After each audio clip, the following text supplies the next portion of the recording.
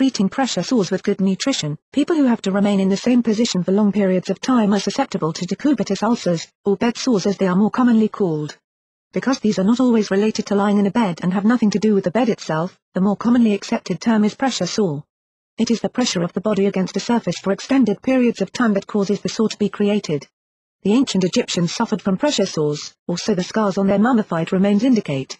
No matter what they are called, they are painful and can lead to serious infection and may be even more problematic than just a simple bump or bruise might be.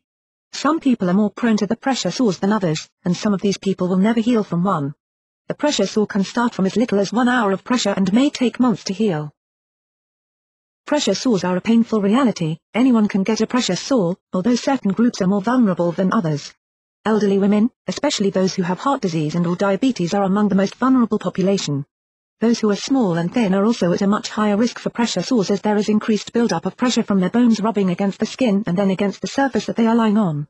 Areas of the body that are most prone to pressure sores then are those that are called the bony prominences, such as the elbows, the heels, the lowest part of the curve of the back and the backside itself. Pressure sores are a combination of the pressure of constantly being in one position, the bones rubbing through the skin, and poor nutrition. Anyone who is at high risk for a pressure sore or is recovering from one should take great care to improve their nutrition. Poor nutrition is the single most important factor for prevention and treatment of a pressure sore. A person who is seriously malnourished is at a much higher risk of developing a serious and potentially life-threatening pressure sore. A doctor will determine how serious the sore is by the amount of damage that is done to the skin's surface and underlying structure, a phenomenon referred to as tunneling.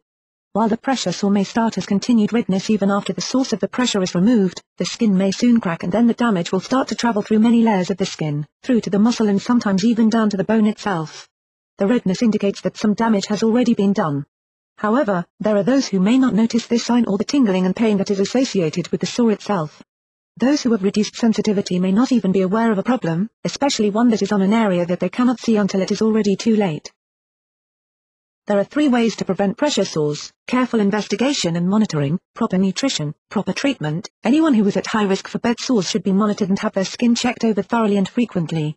Those who spend a lot of time in a wheelchair or are in bed and unable to change position on their own should have a head-to-toe assessment with each bath and during each linen change. Frequent turning and position changes should also be done. In most nursing homes, the recommended period for bed checks is 2 hours. However, this time might be too long for some people. It is not only small and thin people who get pressure sores. Even larger people may get them if they are not turned and cleaned properly. Those who are incontinent may be at higher risk for pressure sores because their urine can degrade the condition of their skin even faster.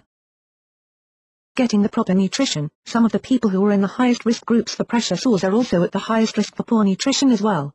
Some of the conditions like Alzheimer's disease, dementia, diabetes and others may cause poor appetites and may also cause problems related to actually eating food.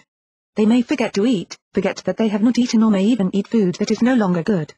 Getting the proper nutrition is important and having a protein supplement as part of the overall healthy diet may be a good idea, especially with the increased need for this nutrient to help heal the damage from the bed sore. ProfectR, a small protein supplement from Protica, is a good choice because it provides a high amount of protein in an easy-to-consume supplement form. Each single shot serving has 25 grams of protein and is available in a number of flavors. ProfectR can be mixed with other foods and beverages as well. In addition to ProfectR, proper treatment for the pressure sore includes using methods for easing the pressure including lamb's wool pads and frequent turning and repositioning. A pressure sore that is more serious than redness lasting a few minutes should be checked by a doctor for proper treatment. In some cases there will be medications that are required for the pressure sore, especially if it involves deep tunneling and serious skin damage. In other cases, the condition may require hospitalization and constant monitoring to prevent deadly infections.